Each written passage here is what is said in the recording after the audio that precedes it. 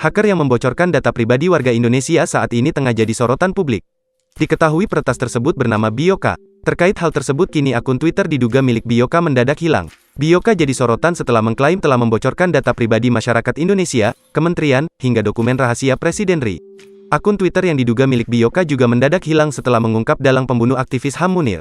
Warganet menantang Bioka untuk mengungkap dalang pembunuh Munir beberapa waktu lalu. Sejak kemunculannya beberapa bulan ini, warganet ramai membicarakannya. Tak sedikit yang ikut menyebarkan data yang bocor, seperti data dalang pembunuh Munir. Apakah warganet yang ikut menyebarkan data pribadi atau meminta dibukanya identitas dalang pembunuh Munir bisa kena sanksi? Pemerhati keamanan siber sekaligus Staff Engagement and Learning Specialist di Engage Media, Yeri Niko Borang, menjelaskan hal tersebut masih menjadi perdebatan.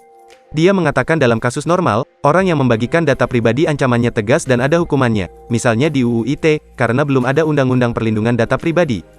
Di pasal 32 ayat 2 UU ITE ancaman hukumannya mencapai 9 tahun penjara bagi yang menyebarkan data pribadi. Dia juga mengatakan semestinya perlu melihat konteks sosial juga, seperti kaitannya dengan isu transparansi dan kekecewaan masyarakat terhadap kebijakan pemerintah, misalnya, kenaikan BBM, kasus Munir dan sebagainya. Meski begitu menurut Yeri data pribadi memang sebaiknya tidak dibocorkan maupun disebarkan, karena itu hak asasi.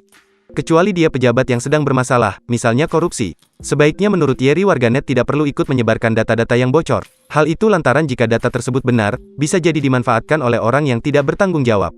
Dalam kasus Bioka, Yeri menggarisbawahi pihak yang perlu dibenahi adalah pemerintah. Jadi, lanjutnya, harus ditanya juga ke pemerintah apakah mereka sudah menjalankan kewajiban atau belum. Jika belum mampu mengamankan data yang dikumpulkan, sebaiknya perbaiki dulu sistemnya. Dihubungi terpisah, pakar keamanan siber yang juga Chairman Cisrek, Pratama Persada, menjelaskan penyebaran data kependudukan bisa dikenai dengan UU Kependudukan selain juga UU ITE. Namun dalam situasi seperti sekarang, menurut Pratama fokusnya lebih kepada bagaimana pemerintah bisa melakukan mitigasi kebocoran data di mana-mana.